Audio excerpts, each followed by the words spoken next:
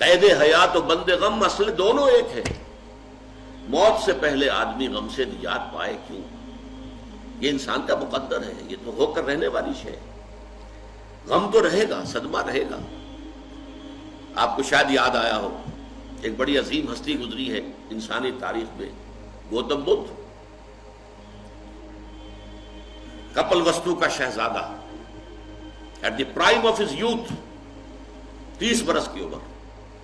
اس نے مشاہدہ کیا لوگوں کو، لوگ دکھوں میں ہیں، لوگوں کے لیے مصیبتیں ہیں، لوگوں کے لیے تکلیفیں ہیں. ایک اندھا آدمی دیکھا اس نے چلتا ہوا جو ٹھوکر کھا کے گرا اس کے نگاہوں کے سامنے. اس نے سوچا یہ کیا ہو رہا ہے، کیوں ہے یہ اندھا کیوں ہے؟ کسی کو اندھا پیدا کر دیا جاتا ہے، پیدائشی اندھا. کسی والدین کے سامنے اس کو بچہ جو ہے دم توڑ رہا ہے، کچھ نہیں کر سکتے. ٹک ٹک دیدم دم نہ کشیدم، جا رہا ہے تمہارے ہاتھوں میں سے، نکل رہا ہے، جا رہا ہے. قرآن مجید میں بھی سورہ واقعہ میں قسم کھائی گئی ہے، فلولا ان کنتم غیر مدینین ترجعونها ان کنتم صادقین. واپس لے سکتے ہو تو لے لو، موت کے پنجے سے چھڑا لو اگر تمہارے اندر کوئی طاقت ہے. نہیں، جا رہا ہے، رو رہے. یہی وجہ ہے کہ پھر وہ اس فکر میں یہ دکھ کیوں ہے انسان کا مقدر، اس کا سبب تلاش کرنے کے لیے پھر اس سے نکلنے کا راستہ کیا ہے، اس سے نجات کیسے ہوگی، نروان کیسے ملے گا. پھر آپ کو معلوم ہے 30 برس کی عمر میں جوانی کا دور، جوان بیوی کو رات کو سوتے ہوئے چھوڑ کر گیا ہے، شیرخوار بچہ چھوڑ کر گیا، محل چھوڑ کر جا کر خاک چھانی ہے، کہاں کہاں پھرا ہے، کن کن رشیوں منیوں کی خدمتیں کی ہیں، کہاں کہاں گیا ہے، کتنا وقت لگایا ہے، کن کن جنگلات جو ہے اس کے خاک چھانی ہے اس نے. بہرحال اسے کیا ملا کیا نہیں ملا یہ میں اس سے بحث نہیں کرتا، اس لیے کہ ظاہر بات ہے کہ وہ حضرت مسیح علیہ السلام سے بھی قبل کی شخصیت ہے، اور اکثر لوگوں کی تعلیمات بگڑ گئی ہیں. حضرت مسیح علیہ السلام کی تعلیمات اگر قرآن مجید ہمیں نہ بتائے تو ہمیں کیسے معلوم ہو کہ ان کی اصل تعلیم کیا تھی؟ عیسائی جس مسیح کو ماننے والے ہیں اس مسیح کو تو ہم نہیں مانتے، اللہ کا بیٹا تو ہم نہیں مانتے، لیکن اگر قرآن مجید واضح نہ کرتا تو ہمیں کیسے معلوم ہوگا؟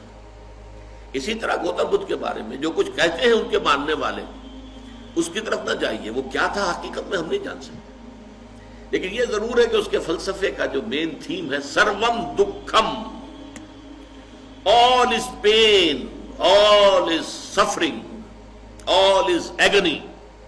سروم دکھم، درد ہی درد ہے، رنج ہی رنج ہے، غم ہی غم ہے. قید حیات و بند غم اصل میں دونوں ایک ہیں.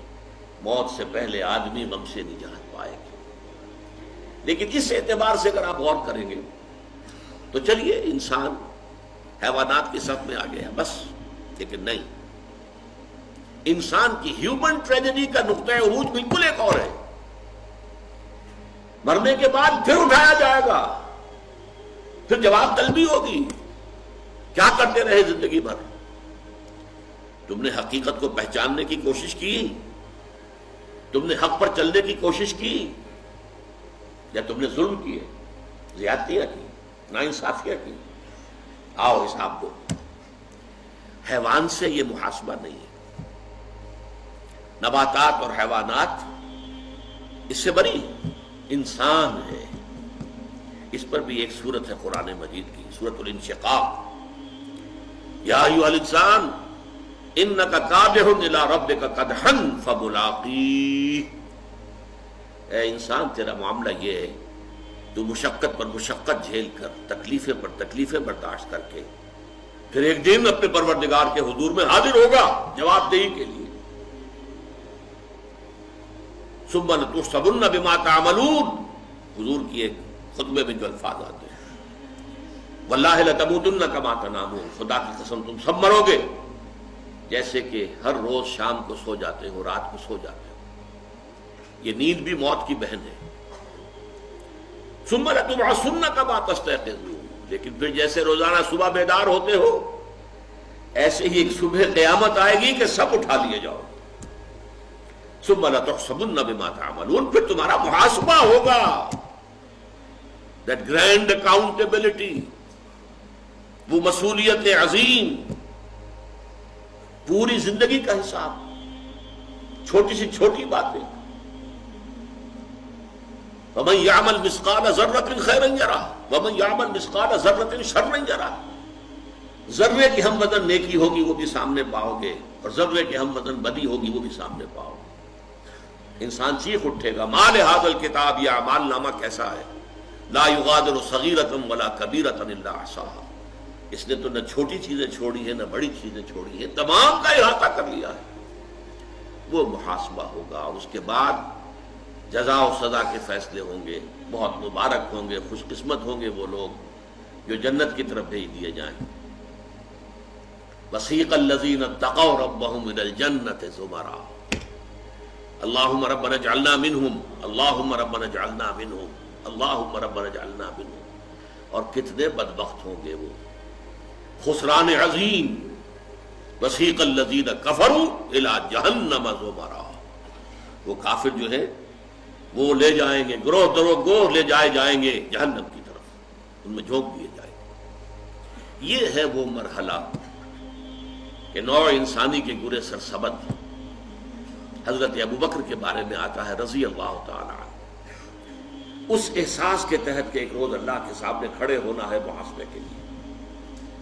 ایک عجیب کیفیت میں کہا کرتے تھے کاش کہ میں درخت پر چہچہاتی ہوئی ایک چڑیا ہوتا جس سے کوئی محاسبہ نہیں ہے، حساب کتاب نہیں ہے. کاش کہ میں گھاس کا ایک تنکا ہوتا جس سے کوئی حساب کتاب نہیں ہے، وہ سوکھ جاتی ہے تو آگ میں جلا دی جاتی ہے، بات ختم ہو جاتی ہے، حساب کتاب نہیں. کہنے والا کون ہے؟ ابو بکر صدیق رضی اللہ تعالی عنہ. قرآن مجید بھی کہتا ہے، سورہ عما یتساءلون جو ہے اس میں یہی تو لفظ آیا ہے. آخری آیت کیا ہے؟ یقول الکافر یا لیتنی کنت ترابا، ہائے کاش کہ میں مٹی ہوتا، شرف انسانیت مجھے حاصل نہ ہوا ہوتا.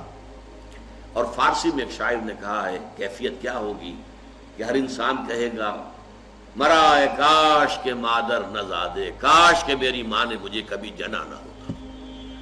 یہ ہے وہ ذالک هو الخسران المبین، ان الانسان لفی خسر. یہ ہے ہیومن ٹریجڈی.